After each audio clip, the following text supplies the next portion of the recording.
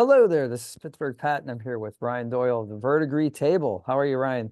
Good morning. Cheers, everybody. Good morning. Coffee cups in hand. It's the morning after. It's the walk of shame.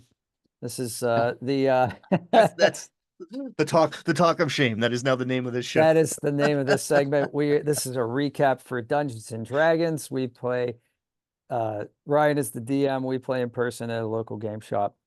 Go check out Phil at Game Masters Pittsburgh, GameMastersPGH.com, and buy the new player's handbook from him, which you can only get this art at a game store, right? You can't get this on Amazon. You can't get it online.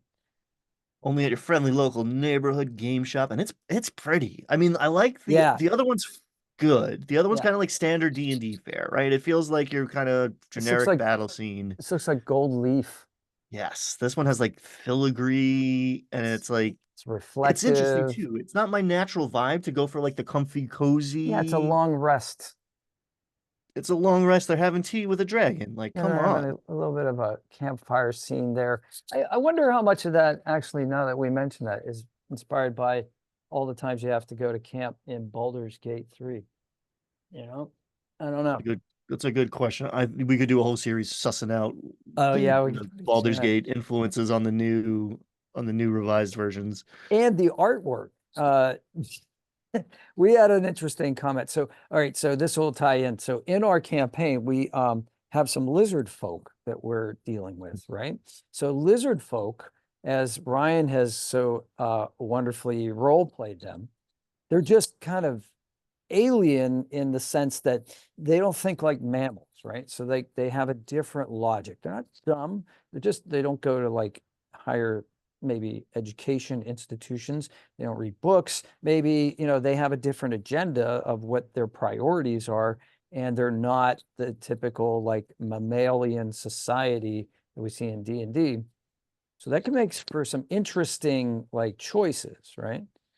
But there was a piece of artwork that you saw that Oh, portrayed portrayed that- lizards with memories, yes. like There's a mammals. it came up. So so first it's an interesting challenge. It's kind of the opposite challenge because we had this conversation about the elves in Dolmenwood, and like not even the elves in Dolmenwood, but the elves who never left Barry, who've been at a cocktail hour for 900 years. And like, Yeah, how do you play something that's like so foreign from your own experience?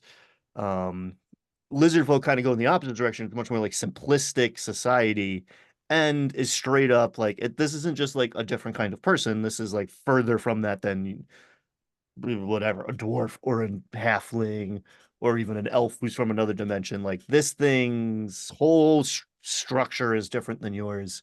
How do I make you understand that without being like me lizard dumb? Like how did like I yeah, don't want you to fall into that trap of like, oh, we're just gonna outsmart these guys. It's like, no, they're canny. They just don't follow your rules. They just see the world fundamentally differently than you, and like they collectively raise their young, and if one doesn't make it, like maybe some of them would be down to eat it because waste not, want not. Like it's just a different ethical code right. um, and moral worldview. But there is a I don't know if it made it anywhere other than Reddit, but there was a kind of a meme flame war for funsies about like, do lizard folk women have boobs in character art? And if you Google that, the answer is often yes. But Yeah, I'm firmly on the side of like, no, they're not yeah, mammals. There's no mammalian like right. fundamental trait there. Um, Yeah, I mean, trying to determine like if they're, the gender of a bird, if it's not by right, its plumage, right. you have no idea, like you're just not gonna know. But and so for a lizard, it's probably the same way. Depending on, but anyway, it's funny that these things come up, and the artwork in here is really good.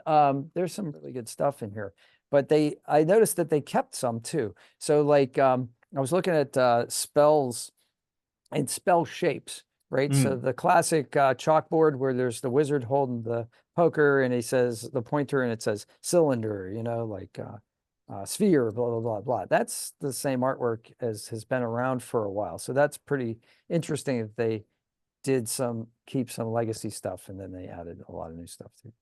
And it's interesting because they talked about changing that, and I was like, that's the thing that's going to be the hardest for me to change in like intuitively in my mind. And they didn't do much. They like auras and emanations are new, but like they didn't change it that much. But they get I snapped a grid, and that I didn't even realize that was controversial.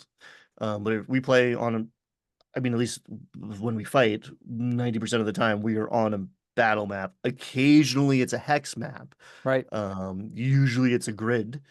And I am of the opinion that like spells, if we're playing with 5 foot squares, then those spells have to conform to those 5 foot squares. Yeah.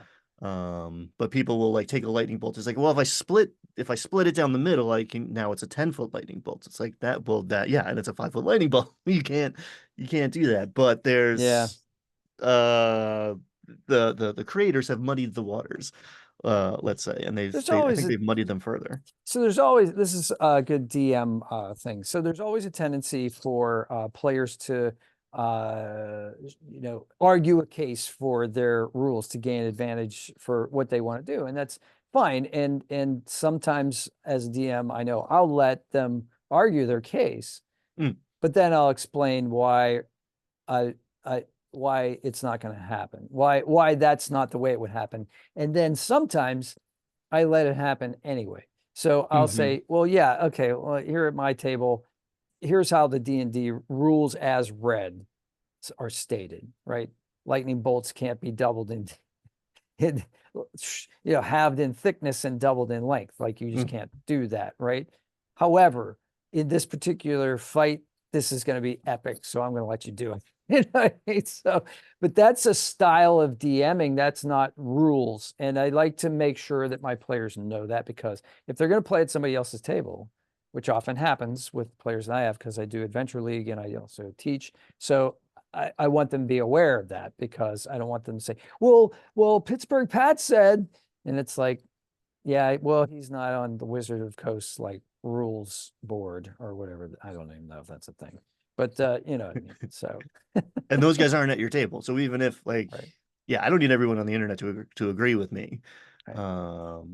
But it is, yeah, I've had players come in from like clearly like romper room, anything goes sorts of groups, right? Where it's just like, well, if I'm excited enough about it, it should work. It's like, well, I mean, I'll try to meet you in the middle, but Yeah. and then I've had people come in like shell shocked from like clearly having played some like Mother May I, D&D horror story game of like they were afraid to step out of line. So it's a spectrum. Yeah, it is. That's for sure. But this is interesting. So we've got the new book. So we were sitting at the table when we're at level 3, so which in the as we were coming into this, before this book was published, we're going to be at level 3 in the old D&D rules, which is a big deal because you get to pick subclasses for your characters a lot of times, depending on your class. I know I'm playing a rogue, so I was gonna have to pick, and I'm thinking, well, I I was thinking arcane trickster, but my character doesn't have the intelligence required for that. So I was thinking, well, okay, I'll go with swashbuckler, since we're playing, salt marsh. We're playing on the ocean. We're on a boat. Yeah, it fits with the old Errol Flynn kind of thing. Let's do it. And I've got the coordination for that. So, but then I look in this book, there's no swashbuckler like subclass. So I'm thinking, okay, well, that's it. So, there's already differences, right? So it's and how to meld those differences together. But one thing I do want to say in defense of the new book is that our one player, Mike, was able to generate a what he thought was going to be a usable character at the table in a relatively short period of time. So that's pretty cool stuff, like being able to sit at a table for 20 minutes and have a character ready. That's awesome, Yeah, he was using D&D Beyond, Okay. and he's experienced, right? But Yeah, you said he's master tier. He has a master tier he subscription or yeah, something so like he that. has early access. So I should say, if you're watching this, the day it comes out, you can only get the PHB, the new PHB, from your friendly local neighborhood game shop, because they are releasing stuff earlier with alternate covers and without. through local game shops, which I really respect. I I make my case when I disagree with what Wizards of the Coast is doing. They are still supporting local game shops and giving them an advantage over themselves in some ways. You can't buy this on D&D on the D&D website yet. They won't ship it for Right. another 2 weeks. Right. So good on them for that.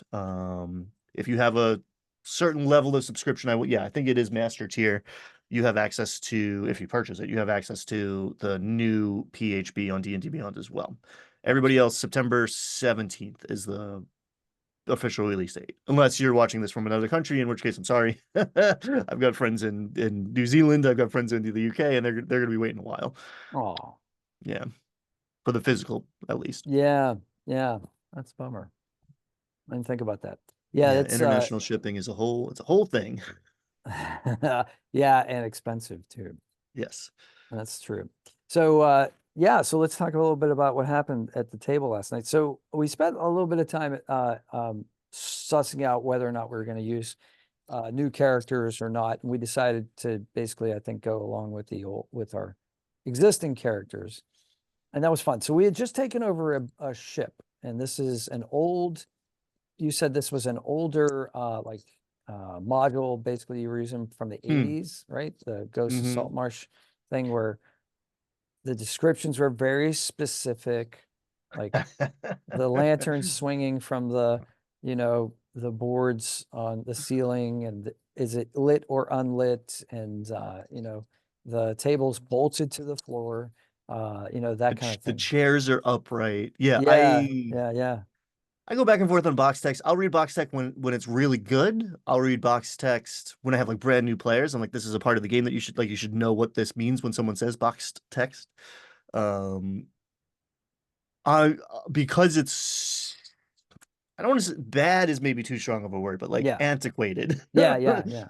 And like so it, like talk about like wall of text. I've been reading the room descriptions occasionally from this module, not because they're good, not because I enjoyed them. Yeah.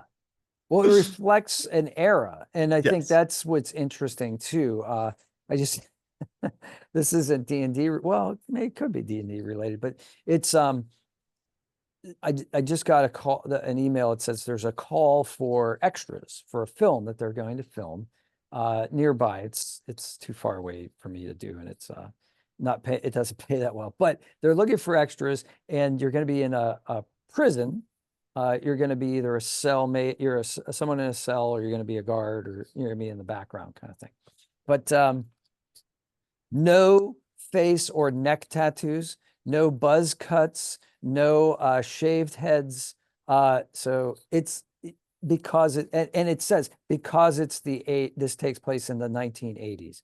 And I'm thinking to myself, wow, yeah, that's interesting. Even prisoners didn't have as many tattoos in the Yeah. 1980s as you see now. Like has it's just the form of fashion has changed, and the same thing with descriptions in D&D, and the way D&D was played then is different. In fact, I went over the new alignment texts, and I'll do a whole separate video on that, and the way that alignment is still a thing, which is kind of cool, but like that goes way back. And Oh, sure. and I just watched a video where a guy unboxed a starter set for D&D second edition. And I think Mm. it was copyrighted like 1995.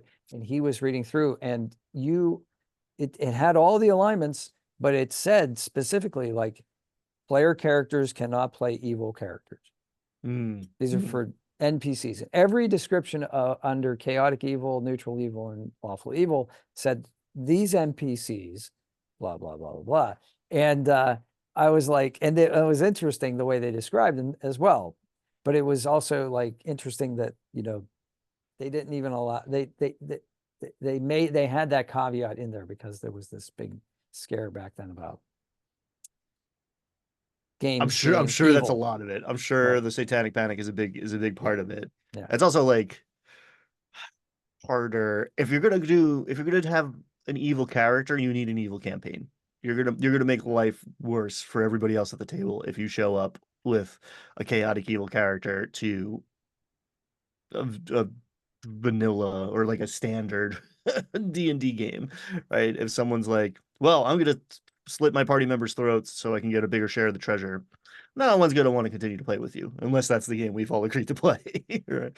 Yeah, so there's you know, Avernus, Descent into Avernus is a thing now. So like there's places where you could, you know, incorporate like that sort of character, and you know, you could even you could have a redemption cycle, or you could have, you know, just no, that's the way things operate in Avernus, and like that's what's going to happen. But I think yeah, there's an agreement, there's a social contract at the beginning of the campaign. Mhm. I'm in a Spelljammer campaign. I'll be there tonight. And uh, and it the man who advertised it on the Discord said evilish Spelljammer campaign. So we're basically space pirates, you know. Yeah. So it's okay. So I'm playing an astral elf, and they're usually the bad guys. So you know, it's fun to play the bad guy with, you know, so it's, you know, it's like, yeah, we're lawless, but we well, it's like the lizard men. You have a different set of moral ethics, right? Yeah. And Yeah.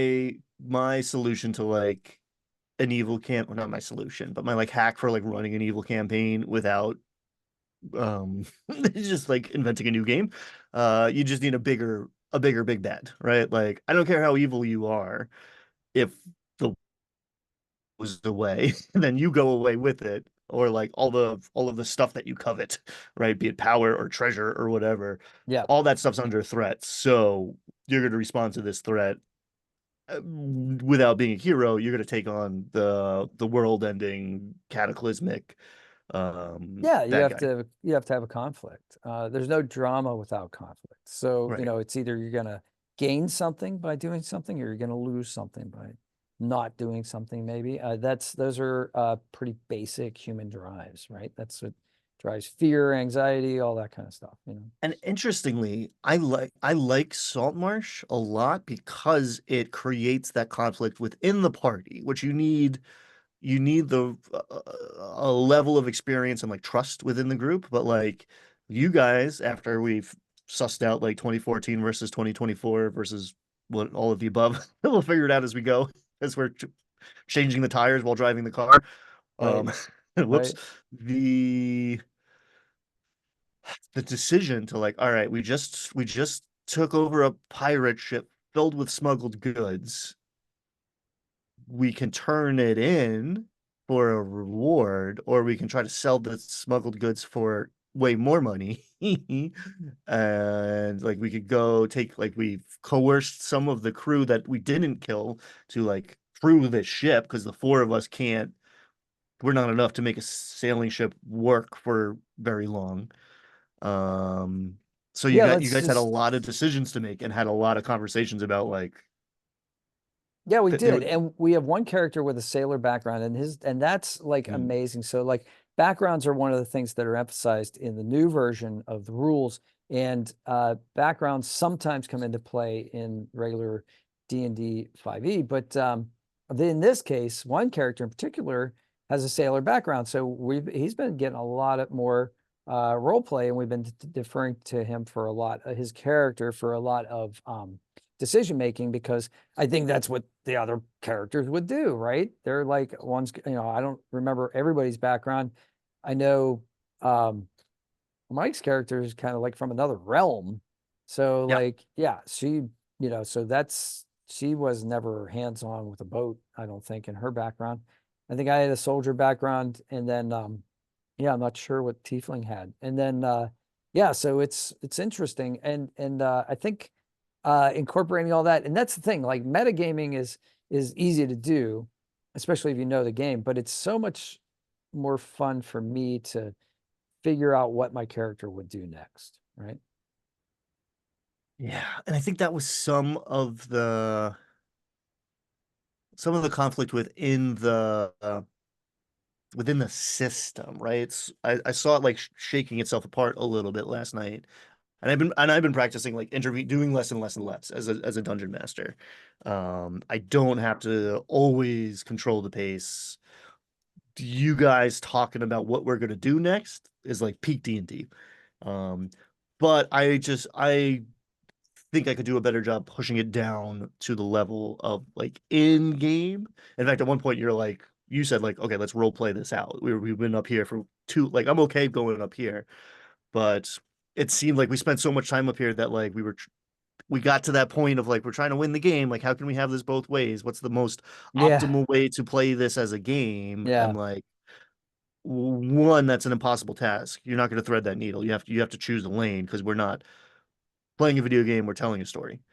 Um, Even a good um, video game, you can't do it. That's right, replayability is all about, right? right. So yeah, what so yeah, so basically we had two things we could do. One, well, there were a few. I mean, the world's your oyster, but basically there were two logical choices. One was to like go and resume the mission of the existing crew after we killed, before we killed the captain, and that was to deliver weapons for these lizard men and fulfill that task, get the payment, and then we could do whatever we wanted with the crew and the ship afterwards, or immediately turn around, go to Salt Marsh and just say, here's what we found. There's lizard men, there's this smuggling crew that you guys been after, and here's all this stolen stuff, and sit and say like, well, okay, thanks for the 200 gold, we'll be on our way,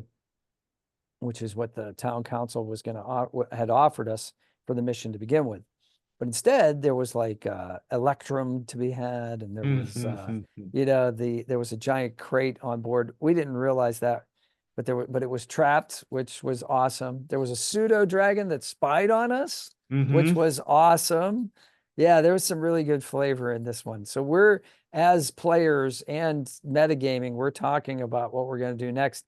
It turns out that there was a stealth check that the pseudo dragon did, and he just happened to be like on the rigging, like right above us, listening to us the whole time, speaking in Yes. Elvish, Common, who knows? But like for whatever, we don't know what languages a pseudo dragon can translate to its lizard folk companions. So Someone very rolled in that interesting. one to figure that. Like I gave you a shot. Like, does this thing understand us? I was like, roll. I'll give you history or Arcana.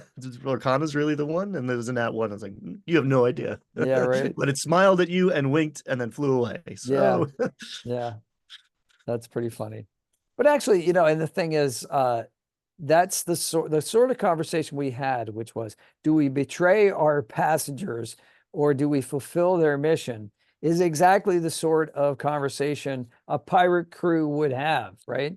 Or a yeah. smuggling crew would have. So that's not terribly out of character. It didn't seem like, in fact, it would almost be more suspicious if it didn't happen. So I was cool, with like just letting it ride. And as it turned out, it didn't really ruffle any feathers or And it's funny, you scales. didn't realize at first, like you came out and said there's been like a change of management, right? Right, But like right. the lizard folk only saw you only saw the captain's jacket that you have commandeered That has from the come in dead captain. handy. So he's like, "Oh, I didn't realize you were a different person because you all Don't look the same care. to me." Yeah, don't care. Yeah, Yeah, squishy. Yeah, fleshy. Yeah, yeah. no scales. Yeah, that's what you would see if you were a lizard folk, right? Well, I mean, I can't tell lizards apart very well. Not unless they have some distinctive markings like a long red captain's coat, right? Yes, yes. So that's the first thing you're going to see. Actually, it's really interesting. So there was a documentary that I watched that was about CIA or OSS, like World War II, kind of like techniques of like disguise, right? Mhm. And one of the things they did was almost the less intuitive thing which was to go obvious, right? Mm. So if you do something like you you make yourself look like uh, uh, a homeless person, people are going to want to like turn away from you and not attract, and if you act eccentric, people are going to like tend to like pretend they're not seeing you, right? So if your mission is to not be observed and seen, but to be present in a location where you're going to be visible, but not like have anybody like really inspect you, then that might be one way to go, right? Like cover yourself in some dirt, like dishevel your clothes, uh, not necessarily smell bad, but maybe look like you're going to smell bad so people won't come in with it within a certain range of you, right? So, those are kind of things that like I try to take some of those ideas and throw them into my characters, because a lot of the characters, this character in particular, I'm playing a rogue, so there's a lot of deception, there's a lot of disguise, there's, infiltration, that kind of thing. Although we walked right in, we sailed basically right in to the lizard folks' mound and almost met the queen. We met like one of her like royal advisors or Mm-hmm. whatever the Mm-hmm. equivalent is. So that was a really neat thing. But then we split the party by doing so, which is always fun for a DM. So talk about maybe for other DMs. What do you do when the party splits? Um, I'm more and more comfortable doing that because it creates more and more interesting scenes.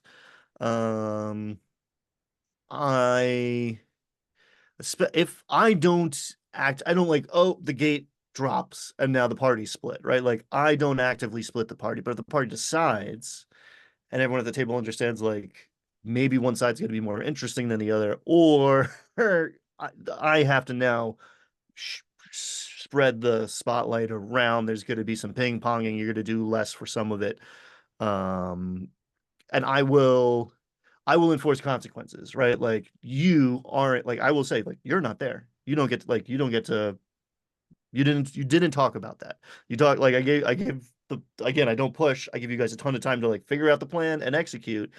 And then someone's like, well, when you're over there, you should do this. Like, well, no, you did not say that. And now it's you can split the party, but there's consequences. You can do twice as much. However, there's no unless you have, there's ways to get there, but maybe not at second level, There third were level. there were two moments where I bit my lip, where I silenced myself because I was not present with what was going on. So the one that I remember like most was later the party split. After we get back from the Lizard Mound, we get back on, we're all on board the ship. There's 4 active members in the party.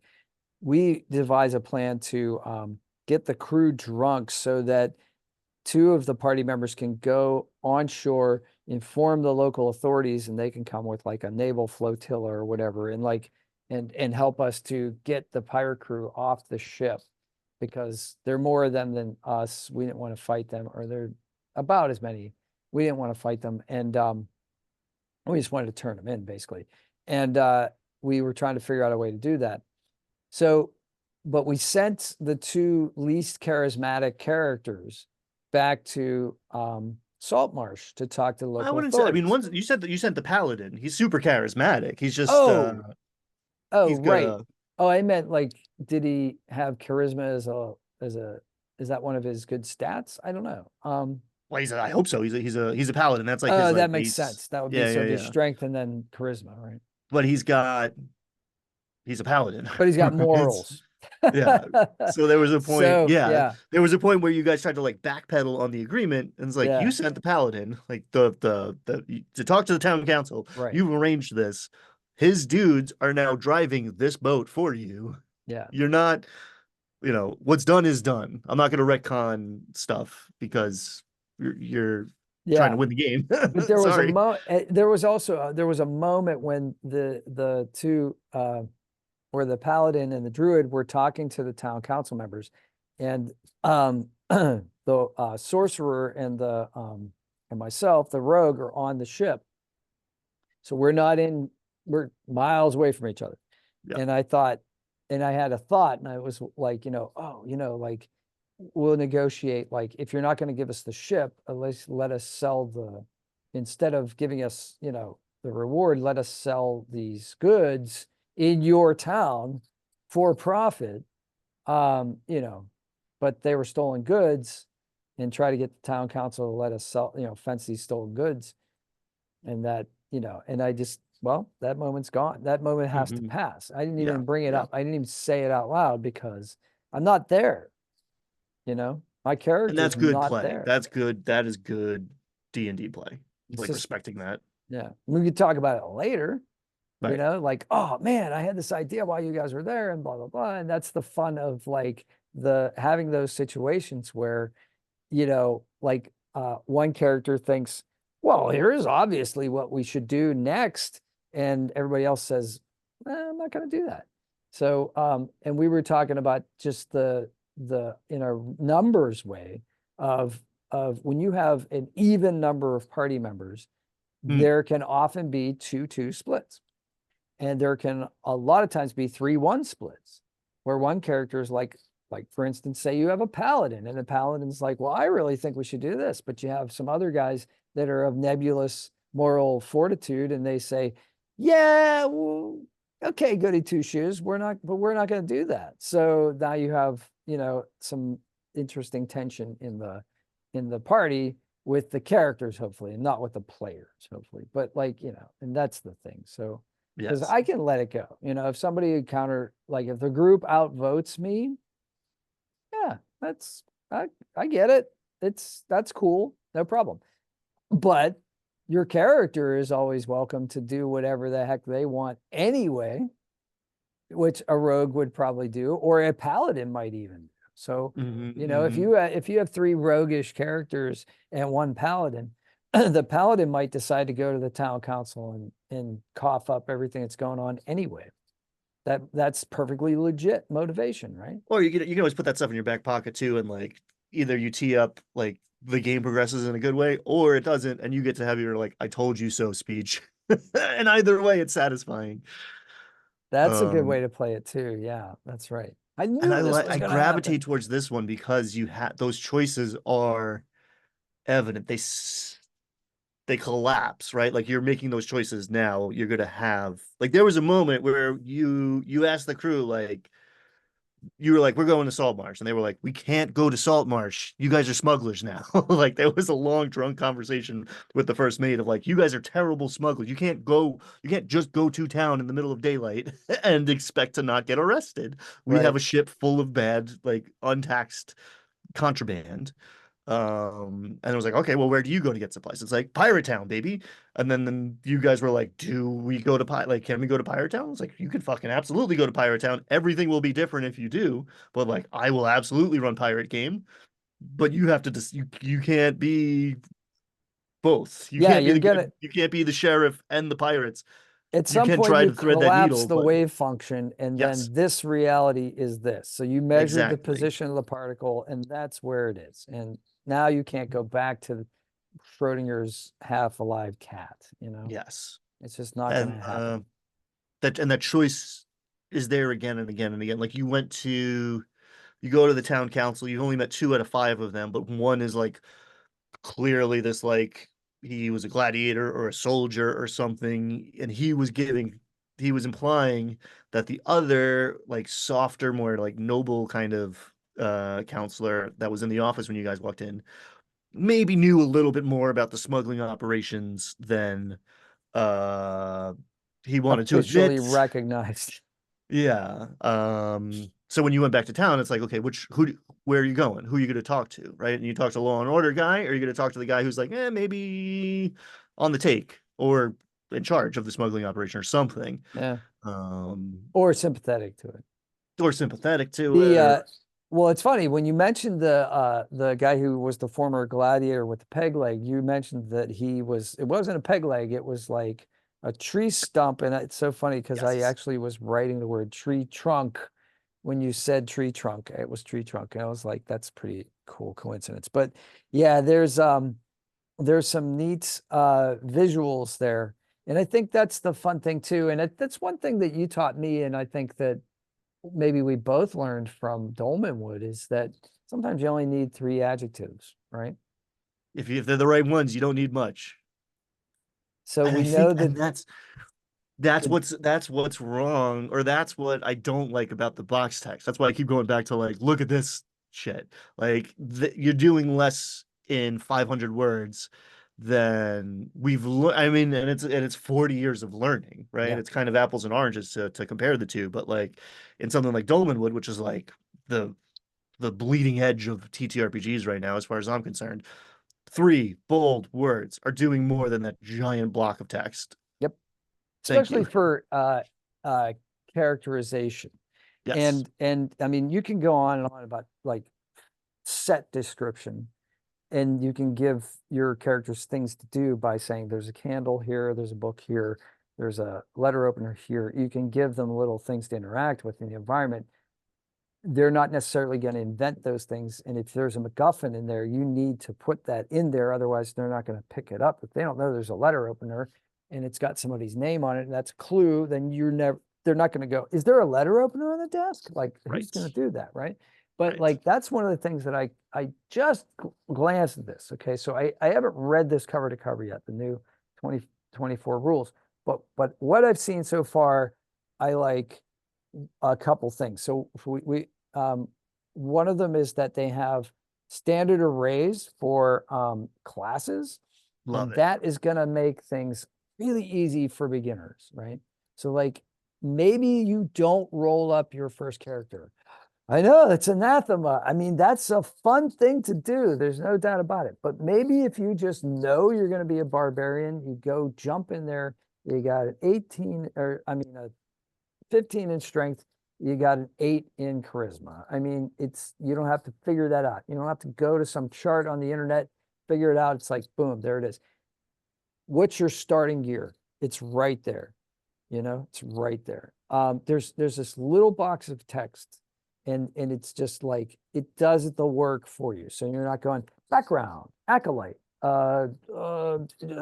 It'll actually, and they've broken that down too. So like if you're a charisma, it'll show you like, okay, if you here's some things you might want to choose from if your background, if you're going to play a charisma character, or if you're going to play a dex character. It's really, I want to get it more into it. What I'll do this week, if my work doesn't take up too much time, is get into this and make a couple characters, and Mm. and just do it the shortcut way, because in a month, less than a month, I'm going to be teaching it anyway. So maybe I'll teach this to the kids and then show them the other stuff as well. Because you can always go back and roll, you can always go back and Yes. reinvent.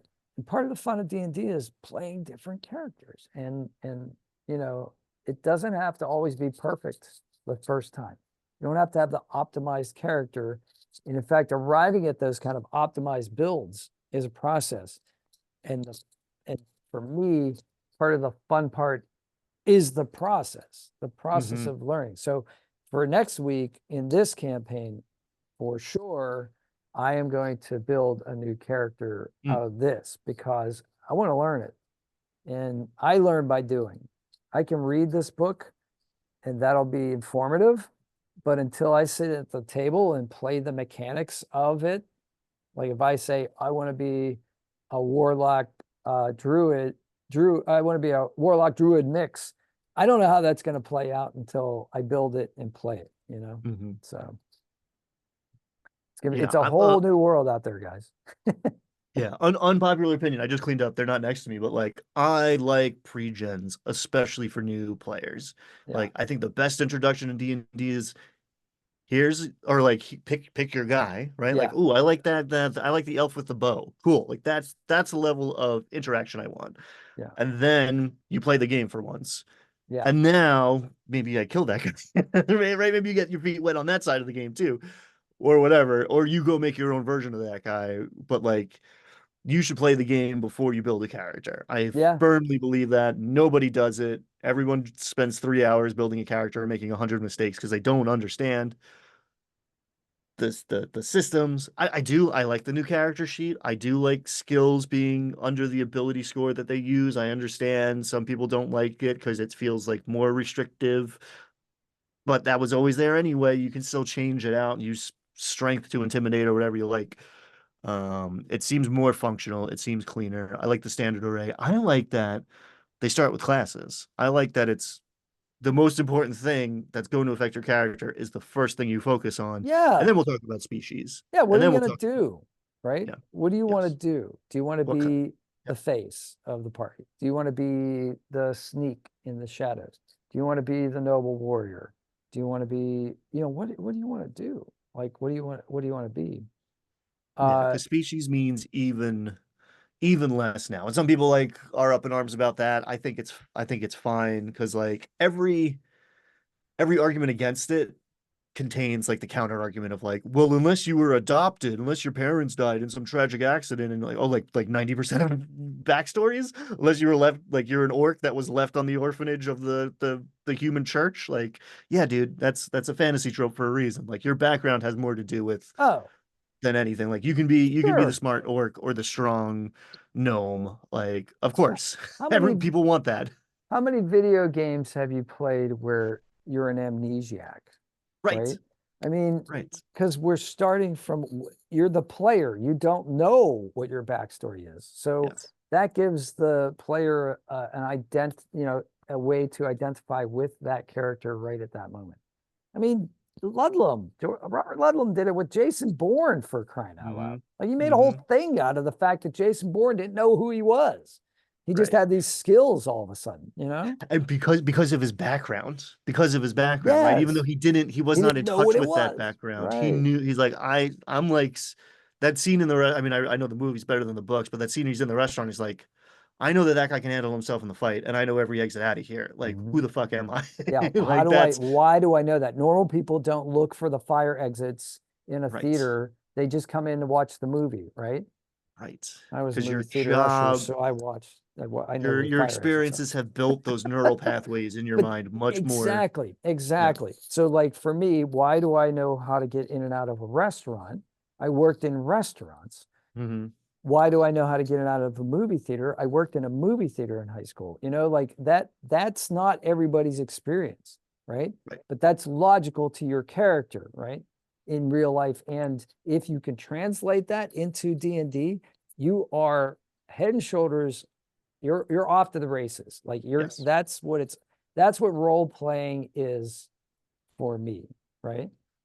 And that's what I'm leaning more and more. I mean, if I can, I wrote this book about backgrounds. Like I'm Yes. leaning more and more into background as the key to like connect the character and the game world and like the player and the character. Like that's the missing link. And they did it in 5e, but I don't think they did it. I don't think it clicked. The ideals, bonds, flaws. I was really excited about on paper. I almost Mhm. never see them come out in Most people don't play. use them. Yeah. Yeah. You know, when I Um, pre-gen a character on fastcharacter.com, it comes up with random bonds and flaws and ideals. And that's like one of the first things I look at. mhm. I love those random, like how do I take these four things and put them together into like a coherent backstory? Like that's a really great fun thing to do.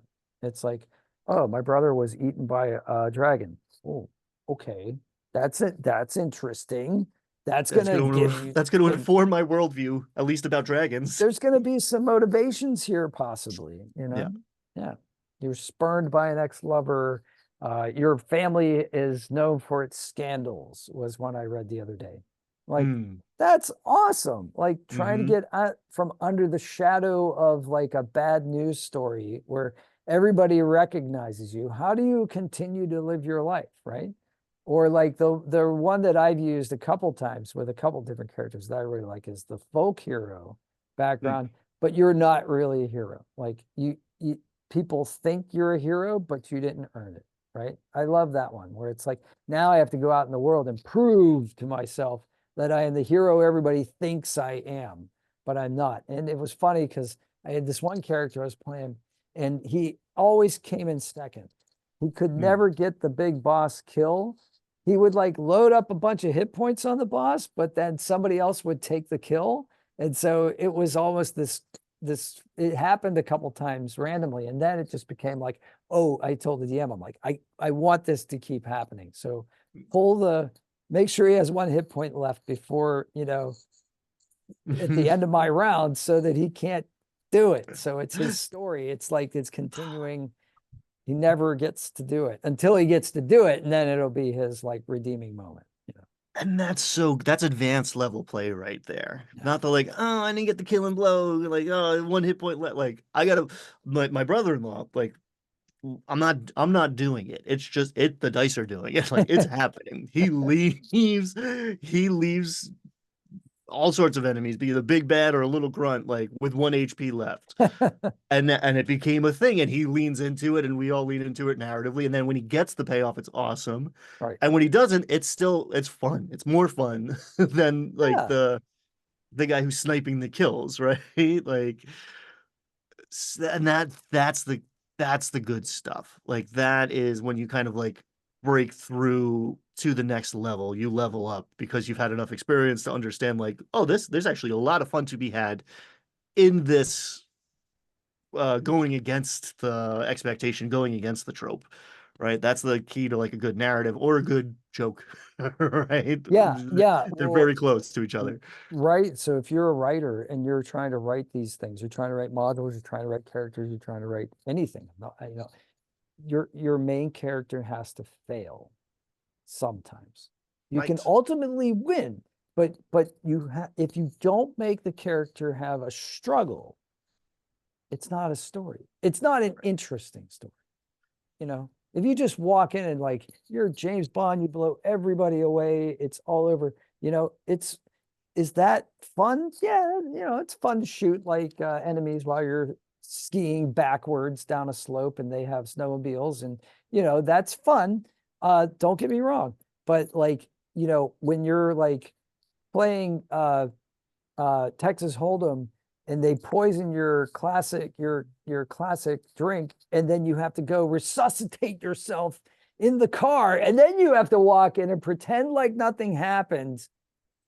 That's an interesting story too, like Yes. in some ways more interesting, even if it's a little far-fetched.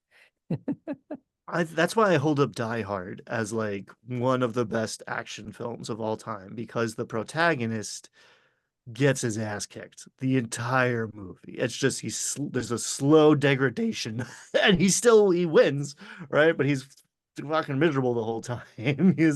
He's got glass in his feet before There's a like halfway through the genius movie. there's a genius to that movie on so many different levels. We can do a Yeah. whole video about that. But like, how did Tiernan say, like, how do I? And he's the director. How am I going to get this guy barefoot?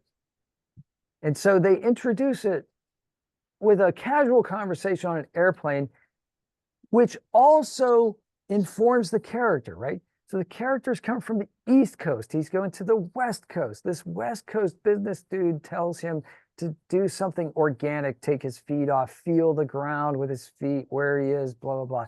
Something a New York City tough cop would never do, right? And he does it, and it has consequence, right? Just something little like that. And that you can do in D&D as well, right? But Yes. one of And my he's the favorite but one of my favorite scenes is when the FBI agents are going to storm the castle. They're going to storm the thing, and the one FBI agent, they got all their guns, and he runs through like this flower bed, and he gets pricked by like a carnation or something. He goes, "Ow!" it's That's a very human reaction, right? And it yes. just shows, like, it foreshadows how these FBI agents are going to get their butts kicked in the next scene, right? Because they're little fragile, you know what I mean? And so they're human. It's not like, you know, uh, immovable object against unstoppable force, right? They're Right, right. And flaws. those are fun to watch. And those are fun. I mean, it's fun to play D&D on God mode for a one shot, right? Yeah. For a session. But after like you don't play games that you can't lose. If a game's too easy, you lose interest in it, right? Yep. Like, and Yep. the one other lesson I'll pull from from Die Hard, because this is now the Die Hard show. Um, the perfect reluctant hero, right? He doesn't want to be there. He doesn't want to be the guy. He's not having a good time. He's not on an ego trip or like, No, he's there to save his marriage. He's not and even there to be a cop. He just has he those acts skills. and he does the thing and he still reluctantly does the thing. And I think a lot of players who are trying to play the like reluctant hero, anti-hero, don't or expecting someone else to make that step for them. Like John McClane does the thing every time. He's not happy about it. He'd rather Mhm. be doing something else, but he's still an action hero, and that's what you need to be. You're the protagonist of this story. Drive. Don't be afraid. Yeah. And Act the like you're afraid, and then yeah, push the button. and the humor, right? So the Yes. humor of it, and we find humor in a couple. Well, we go on all day about that. But one of the ways that we find humor is we identify it, right? With the human element. Mm, You know, we're mm. not the guy usually that rushes in, kills all the bad guys. That doesn't happen in real life, right? We get to do that in D&D. So, but then if you throw a couple human moments in there, like in this campaign last week, my character comes over the railing, dispatches an underling. The captain's there, right? And his like first officer or whatever, they're running around. Uh, uh, I pop up and say, "Ha ha," and I shoot, and I miss, or he like takes the bolt out of his No, you hit him. You hit him. shoulder and says, "Ha, +1 this," and he throws it down to the ground. And then I'm like, "Ha ha ha," and then I act tough, but as soon as I'm out of like line of sight, I run. Yeah. Yeah. Because like that's what my character would do, like be like braggadocio, but in real life, I got to get out of here. But I This don't dude want has him way to more see hit me points than I run. thought he did. Yeah, yeah. I don't want to see him to see me run, but I'm going to run. And those moments are, that's a human moment, right? So, Yeah. so making your characters have those little, uh, that's why I always love to have a dump. I always love to play with the dump stat too. Yes. It's like, because, smart, you might be, smart, pretty, or agile, not all three. Pick two, right? So pick two. It's way more fun. But remember Yes. the third one you're not good at, because that's going to Yes. inform a lot of decisions. And then you're going to talk about those things later. You're going to talk about the time when you try to jump on the dragon's back and slipped and fell off. That's going to make it more interesting than the other. That's what you'll remember. Yeah. Yeah. So I hope you guys remember some of this stuff in your campaign, and you can put your stories in the comments below. We love hearing from you, but I Please. think this is a good place for us to call it quits for this week. Otherwise, we'll go on all day talking about Die Hard. Hold on, That'll I have be a three fun more. I have episode. 3 more points about Die Hard. Oh, go ahead. We can talk about that all day. Best Christmas movie ever. Yes. All right. We all agree about that. All right. We'll see you guys next week. Thanks, Ryan. Thanks, Beth. Thanks, everybody. Have a great day.